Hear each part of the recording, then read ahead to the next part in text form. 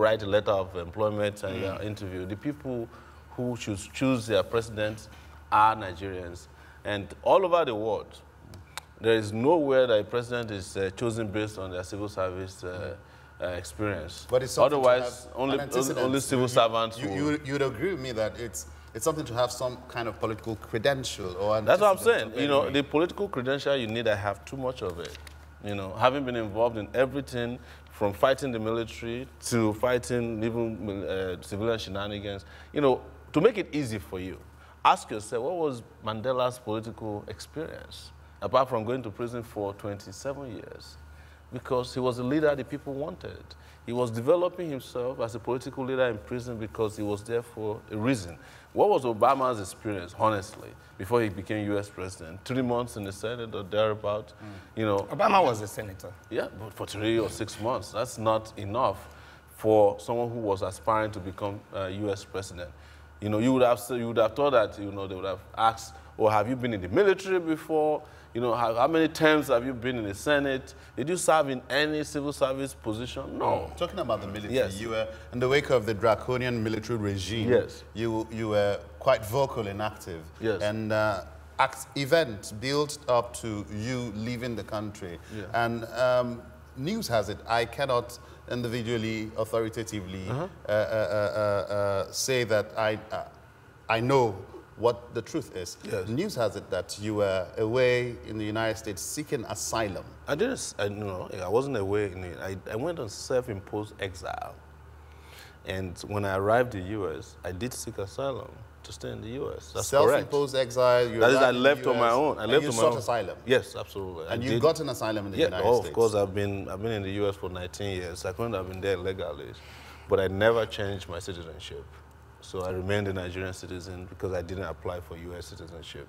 But it's true, it's correct, it's online. You can find, in fact, my asylum application was used in a law school to teach people how to apply for asylum. All right. So it's public information. Okay, just before we open the phone lines, yes. When anybody says Omoyele Sowore, what comes to mind is this man, this controversial man, this figure. Now, nobody knows anything about the party. I can tell you how many percentage of Nigerians most people know. Can say, I know Sowore, but what party is he? Actually, most people know the party. The party logo is very, very popular. Tell us. The party is the African Action Congress. The logo is 2 hands with sunshine at the back of it, you know, sipping through. And our members across the country, we have members in all the states of the Federation, in every local government. We have members even outside the country. So, as I told you yesterday, this is one of the fastest growing political parties in Nigeria today. And that testimony came from the callers. People called, you know, I think some of the callers called from Germany, South Africa yesterday. Someone was saying AAC at the background yes, yesterday. Exactly. So when you say no, all right, here's where I'm going. Yes. Yeah. Sowore is vying for the office of the presidency. Yeah. It does look like that's your focus. How about the other positions? How about the National Assembly? How about the governorship? Absolutely. We have people who are running for other positions. We have contestants in all of the positions available. Not across the country because we're just 5 months old. In fact, just so that you know, we are one of the major parties that have female contestants as governor. We have a female contestant as governor than it was in 2015. I think it's individual. So was it propaganda or what? That well, they said individual dealers. Independent petroleum marketers to bring down price of fuel by 5 naira. Now, you bought fuel, it's still not down. Have you bought the one that... That's what I'm saying. you just reported that you've not bought. I'm a reporter, you know. For me to believe anything, I have to see it happen. Okay, well, for okay, Masha, let's open the phone lines at this point. Okay, yeah, our phone lines are open. You can be a part of this show. Numbers to call are up on your screen. If you're calling outside Nigeria, be sure to add the country's code, which is +234. Okay, call us. Let's have your thoughts. Let's have your questions. If you've got any, our guest today is the presidential candidate of the African Action Congress, AAC, Omoyele Sowore. He's running for the office of the President of the Federal Republic of Nigeria. Ask him questions if you may. Sowore, I beg your pardon. Now, in your policies which you've reeled out in your manifesto, yes, you did say that one of the things, a couple of things you look into, I'll try to remember some of them, but one of them that struck me is Indian hemp. Now, you said you were going to legalize, if I'm correct me if I'm wrong, yeah, legalize Indian hemp. I do know that you did say something about exporting it and making it one of our cash crops. But to what extent would you legalize Indian hemp? Because I've had people say, we do not have the regulations. Because it was done in New York, where you're coming from, or in the United States, where you're coming from, doesn't mean we have the requisite regulations to ensure that this is implemented. To do the same in Nigeria. How would you go about It's one of this? the most interesting controversies that trailed this election, because I said at a head seminar, I talked about, by the way, I don't refer to it as Indian hemp. Okay, cannabis. It's cannabis, that's Cannabis. the name for it. And there are two strands. There's the hemp, and there's also the one that contains what makes people high, you know, I think it's THC, yeah. So what I said was that based on the medicinal value of cannabis sativa, it didn't make any sense for us to be burning 1.5 trillion naira worth of hemp, as you like to call it, cannabis, every year. Instead, we should package them and develop an economy around it here so that we can sell to countries around the world that are in need of it. Canada, a week later, legalized cannabis and they couldn't get enough supplies. They were almost 70% short in supply. And I'm there looking at myself that we could have been exporting to them and making money off of it. I don't get into the conversation about legalizing at home because it's not necessary. May I come in there now? You have a caller from Malaysia. All the way from Malaysia. Hello. Hello, yeah.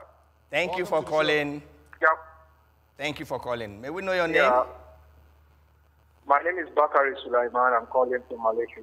Bakari Sulaiman from Malaysia. Please go ahead. Yeah. Please, I just want to say much thanks and appreciate our President by the grace of God, inshallah, is going to become the president. It's just a great opportunity to be alive and to be a part of the generation whereby this man is representing us, willing to change the story, willing to help us turn the table from the beginning on, and to give the ordinary people the opportunity to make life in Nigeria. My question to Mr. President is simple. I want to know his view about homosexual orientation. I want to know because most of it like we live in the United States of America. Is he going to legalize that in Nigeria? All right. Thank you very much, caller from Malaysia. I was going to ask you that question because that's one of the policy you are proposing, legalizing homosexuality, which currently, as it stands, is a crime in Nigeria. Well, you know, what I said, and I want to be appropriately quoted, is that government has got more serious work to do than going after who you sleep with in your bedroom, you know. So, and you look at Nigeria, the hypocrisy is so much. You have senators in this country who go and buy 13-year-old kids from Egypt, you know, which is clearly a crime, and we don't do anything about it. There's a story making round about the Kuje School of Deaf and Dumb, where there's been serious abuse against children. Where a boy was another caller from UK. So the man is, you know, and you're not doing anything about it, but you are worried about adults who are sleeping with us. We'll come back to that thought. Let's go to United Kingdom. A caller in the United Kingdom. Hello. Hello. Hello, who's live to us from the United Kingdom? Okay. Okay, we lost that So call. that's my position, and that look, you know, there's a difference between, you know, moralizing constitution and fundamental human rights, you know. And one of the rights people have is that they have a right to choose who they want to be with, you know, and it is not the business of government. You found out that since they enacted the so-called homosexual law, they have not prosecuted anybody. Nobody has been arrested, but it's a tool for harassment of you don't say nobody has been arrested. Do you know of anybody who has been sent to jail? I do know that a couple of sent to persons jail? have been arrested and No. are currently being tried. Cases being tried in How many? court. Where are they? I do know of cases. Well, that you're a journalist. You can tell me. All right. Because Here's my position. We can move past that. Yeah. Here's my position. It's not a case of legalizing yes. that. So what I'm very clear about is that I am not leading a government who is going to be chasing after people in their bedrooms when you have problem of hunger, starvation to All solve. right. Not to say also that you are going to legalize it. I am not going to implement a law that violates anybody's rights. It's not. It's just like just so you know my position. It's not like I'm against death penalty, for instance. All right, let's go death to penalty is Italy. in our books. I'm not going to sign a death warrant on anybody Let's as go the to president Italy. of Nigeria. Let's go to Italy. We have another caller all the way from Italy. Hello. Hello. Hello, Felix. Are you on the line from Italy? All right, please do call us back. We are moving on. You know, the office you are aspiring to enter is a very huge responsibility. And you've spoken about leadership and governance. Yes. What's your own definition of these two? Well, let's put it this way. You know, that leadership for me is a process that involves taking responsibility and taking charge of affairs of men. You know, that is leadership. Governance is, of course, the implementation of laws of the land in the interest of the people of a particular country, governed. All right, hold the thought there. Let's go to Australia. Yeah. You know the phone lines are open. We are going to shut down the phone lines so that you'll be able to talk. But let's go to Australia right now. We have another caller. Hello. Hello, this is Salama from Australia. Salama called yesterday. Salama, it's good to have you on the show today. Very quickly, let's have your contribution. Thank you very much. First of all, I would like the presidential candidate, Omoyele Sowore, to clarify some things on the number of voters that are registered and the number of the ones that collected their cards. Because if these things are not clear, there is every propensity that the political parties that want to rig election will use that data of number of voters that registered to rig the election. Yeah, but So Sowore... we have to have a clear... But Sowore is not... Sowore does not work for INEC. I understand. We can give her all of that, even though those information are online. But yeah, but Sowore, she's passing that to you now. That information. What is Registered that? voters and those that have Yeah, so I don't have the exact number of people that So collected. It's right in front of me. There you are. You know, and I don't want to give wrong figures. We are following though because we have, you know, access to INEC to find out information that we need as at when due. And we want to believe that there is information already. I think the INEC chairman actually spoke to that effect a few days ago, stating specifically how many people Just so we can satisfy Salama, who's calling from Australia, that seems to be a concern for you. After the show, you can go to our website. I'm sure we'll be able to put that up on our website. Or maybe in the course of the show, if someone can. Yeah. You can find that information on our website, which is www.LoveworldPlus.org. Salama from Australia, go to our website, and I'm sure you would get that information right after this show. International influence. Let's look at international influence. Yes, Yeah, I was going there. You know, you spoke about his 8-point agenda. 10. 10 now. Yeah. 10. Yeah, 10. We call it Spicer Heat. Spicer Heat. I would like for you to throw more light to Nigerians and to the globe who are watching. Yeah. What's in this? What's in this is, you know, we call it Spicer Heat, which means that we have a comprehensive policy on security, power, you know, talking about electricity, infrastructure, that's the I there. Clamping down decisively on corruption, that's the C there. Economy, that is working for everybody, creating jobs and ensuring that people are paid the right wages. You know, we also have a position on restructuring. And after that, we talk about health, education, agriculture, and tourism. All of this standing on all of that. What's your position on restructuring? My position is very clear that country that has been around for 58 years definitely need a lot of re-engineering. What I or our party don't believe in is that the people in their 80s should be the ones restructuring Nigeria for those in their 20s. That's where we disagree. We have said clearly that the Nigerian constitution, as we have it, is the most fraudulent document in this country because it had in it a clause that says, we the people of Nigeria, but no person of Nigeria was there but a few military generals who created the constitution. And that constitution needs to go and give room for a new constitution that has life and that can be put into existence by... I'm sorry to come in there. We will take one last call so that would allow you time to talk. Hello. Hello. Hello, caller. Are you still on the line? Yeah, my name is Falari Raj. I'm calling from Germany. From Germany. What's the name again?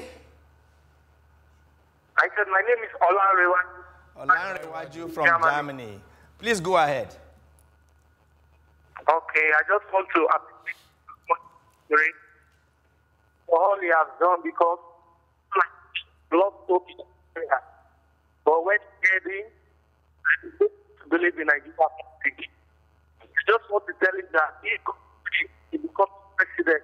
We should make sure that all politicians put they should put all of them in line. One of them I think we must put on them prison because when each other die, all our things have become process. Our belief is not going back to prison. Yeah, I can barely Yes. hear him. Olariwaju, I'm not sure if your line is so clear. I think you also called yesterday and had the same network hitch. We Did you lost hear what he said? It was Jackie. It was Jackie, yes. So you might want to call back. What I meant by international influence. Now, he's a man that's been said to be out of the shores of Nigeria for quite a while, and there are talks here and there that he might have some kind of foreign influence backing him, some foreign powers backing him. We see what's happening with the Donald Trump administration right now being probed over Russian meddling of the elections. Now, Omoyele Sowore, do you have any backing of any foreign nation or any foreign government or any foreign or international powers behind your running up in the race for the presidency? No, but I do have foreign support from Nigerians who are in foreign lands. In the diaspora. Nigerians in diaspora. And that's pretty significant, very significant population. So I'm just admitting that. But in terms of maybe the CIA or the US government or Russians are supporting me or Chinese, no, definitely. But let me tell you who have been backed by foreign interests. The ones who went and bought visa for $1 million just to enter the US and come out. Those are foreign mercenaries. And I'm telling you, because that's how they operate. You know, or the president of Nigeria who wants to smuggle Morocco into ECOWAS. Those are foreign mercenaries. You know, and I can, if we're to talk about foreign influence here, we'll be here till tomorrow because that's one thing I know very well. We did see two governors from the Republic of Niger came in from campaign. Yeah, to that's what you're talking about. Foreign influence. What did you make of that when you saw that? Yeah, that's what I'm telling you. You know, like people rely so much on foreign influence that they have to be brazen about it. And this is the reason why Nigerians have a chance to break away from all these puppets of foreign nations, of cabals and special interests in the country. I will be a president that cannot be told what to do by foreign interests or internally powered interests, special interests. And I know what I'm talking about when I say foreign interests. You're right. There is real foreign interests.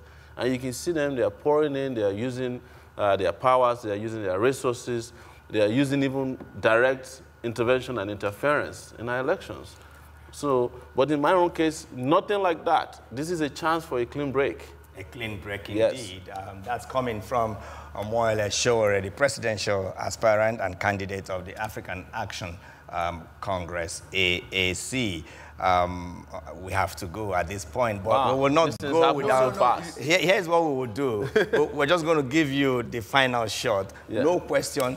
Talk to Nigerians as well. He probably still has a question. One more question. We have to go. We have to go.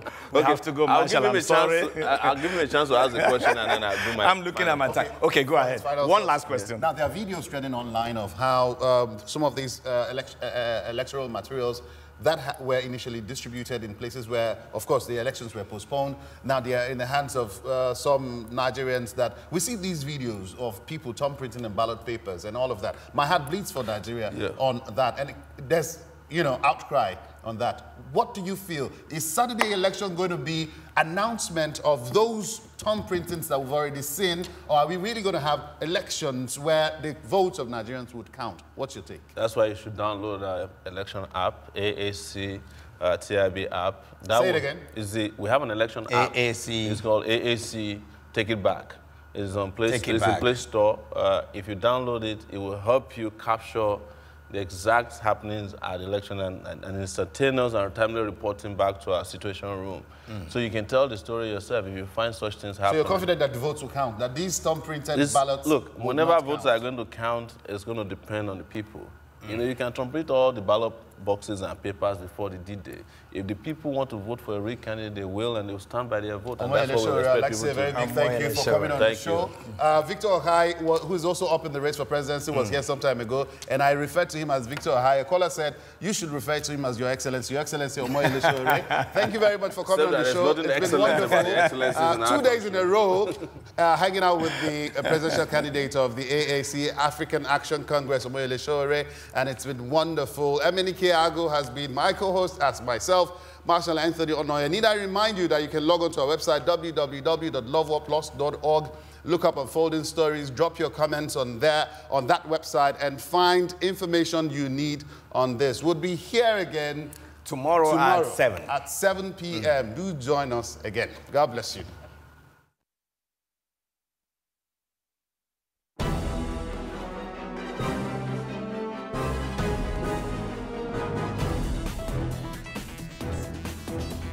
Your vote affirms that you believe Nigeria's future can be better. People are actually willing and they are eager to go through this process. Nobody's ambition is worth the blood of any Nigerian. Are you better off than you were 4 years ago? We have proven that we are accountable and we are transparent and we're trustworthy. The only way we can have a new Nigeria, we must retire the old Nigeria.